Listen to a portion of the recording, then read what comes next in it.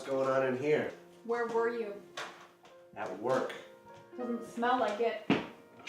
What? You're drunk, and you missed your son's fucking birthday party. Shit, Jesse, I am tired. I just got home from work. I don't want to hear this. Work? You work at a bar now?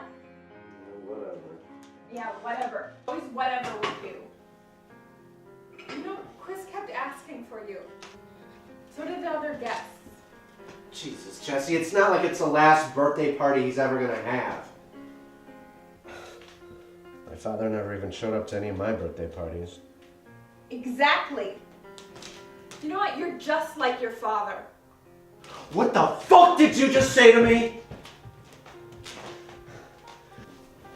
I am nothing like my father.